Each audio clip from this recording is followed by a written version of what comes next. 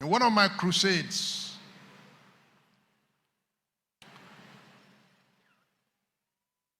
I asked all the women who came to the crusade barren over the years, and they now have babies. I asked them, bring out those babies, let me see them. And they brought 300 children. Then I said, well, Yemi, you've preached in the crusade before. Then I said, I don't want to lose them. They should grow up where they were born. Samuel grew up in Shiloh until he became. So I don't want them to scatter. So I asked them to form a choir. And they formed children choir, 300 children. And they sing in my crusade every year. Their mothers join them.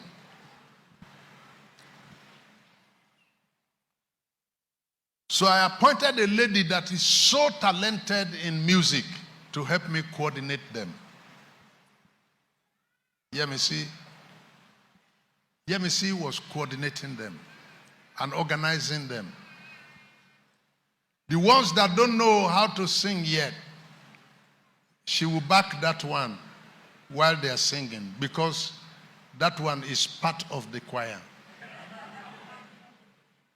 The ones that cannot sing, she will carry one here and be leading and directing. It's a sight to watch. One day I was preaching in Zaria, and they called me that the Yemisi fell down and died. And I left the crusade that I was weeping, and I was saying to God, so I will not hear Yemisi again singing. I packed my load and started traveling down. I met her in the University of Ilorin Teaching Hospital, almost lifeless. And I went to her and held her leg. Muwake!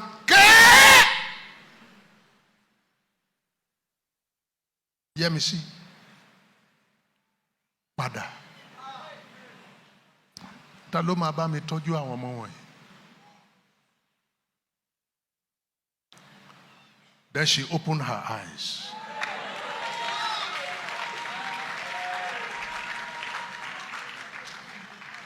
And looked at me and said, Dad, why did you call me back? I had entered gate 6. It remained 1. And the angel to open gate 7 put hand on the handle to see. And gate 7 is a glass door. And I could see paradise. I was already seeing Abraham. I was already seeing the angels in their choir and in their regal. And the angel put a hand on the handle to open it. I suddenly closed it back and said, go back. Your pastor has not released you. Bada. And then she looked back and saw me weeping. And I was saying to her, Yemisi níbo ló ń lọ? Ta ló máa bá mi tọ́jú àwọn ọmọ wọ̀nyí? Come back. She on her own removed the oxygen, removed the drip, all the gadgets attached to her. She removed it and got up, and we went home.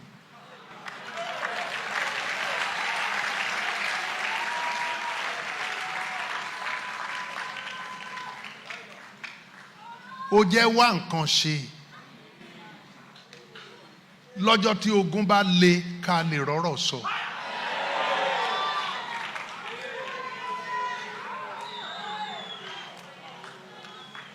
Ṣé kí n tún sọ?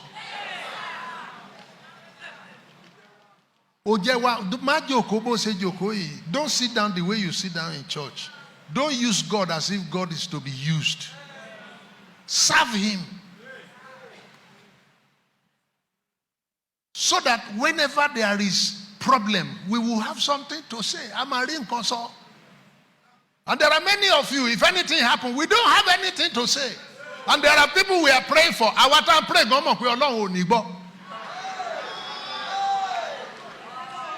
because go see basis. Religious prayers, political prayers, we do that a lot. Kale kofinja.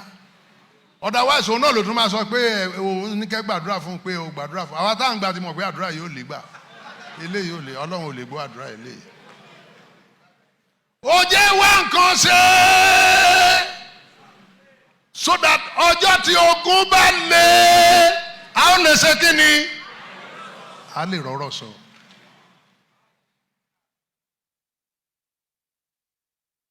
One of the elders in John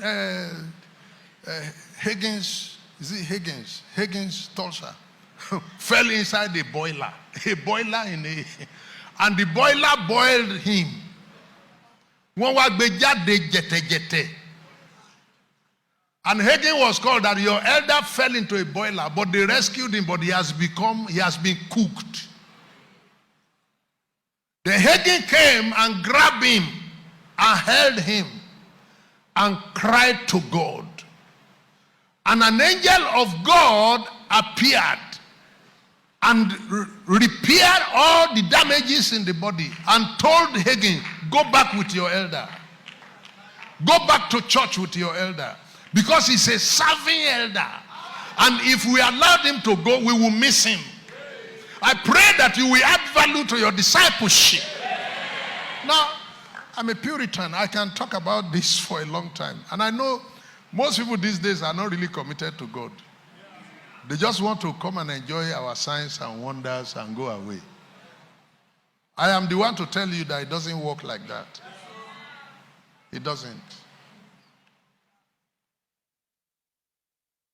Work on yourself in church. Develop yourself. Develop your relationship with God. Don't make serving God a hit and run thing. Be there for real and let God know. Be there to be counted as one of the servants of God and one of the people serving God there. That's the way God wants it to happen. Don't become an abuser of God. I've seen that so many times. You know how many people we have prayed for and God did it. Whether first minute or last minute, at least God did it. That's the last time I saw them. And everything God does for you, He does it to pull you nearer. Everything God does for you, He does it to pull you nearer. Why was Israel gathering manna on daily basis? God needed them to be looking up to Him every day. He could have provided what they can gather in 1 week. He will not do that because they won't come back again. Whatever God is doing for you, He's deliberately doing it to develop a relationship. God doesn't want you to abuse His power, abuse His knowledge and wisdom and whatever He stands for. I live among Muslims. I work among Muslims all my life. Muslims, whenever God does something for them in the mosque, they become more Islamic. I know Muslims who don't even know where to face when they are doing prayer. But when God does something for them, if they secure a political appointment, they become more Islamic. They become more Muslim. But I've also seen Christians who benefited from several graces that God has given. They stop coming to church. That's when they'll be going for meeting on Sunday. And send to us, Pastor, nibinu ni adra yin lo gba. And very soon they return from Abuja and come to nothing. And you can't come back to me again.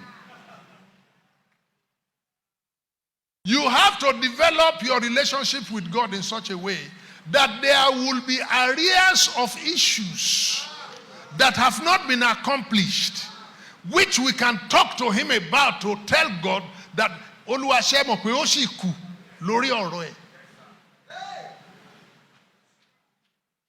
Kò tí ná ọjà yẹn tán, kò lè lọ nísìnyí.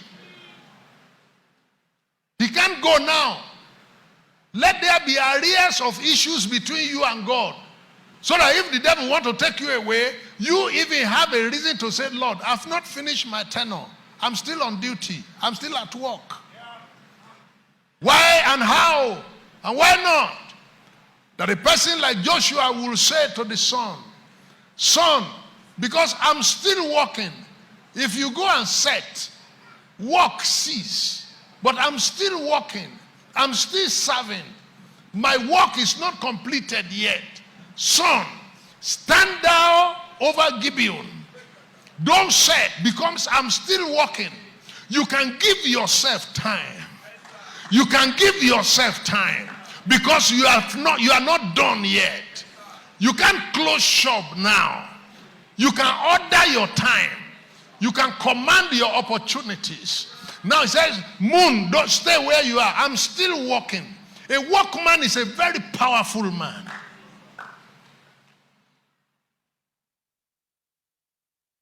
When Peter said he was going back to fishing, why did Christ not go and get another Peter and say, leave him, people? He went and stood by the sea still looking for him, because he had only one Peter and he can't afford to lose him. With all the investment God has invested into your life, what has it come down to? With all the miracles and the benefits of grace you have received over the years, what has it come down to? There are last-minute interventions in people's life that were wasted.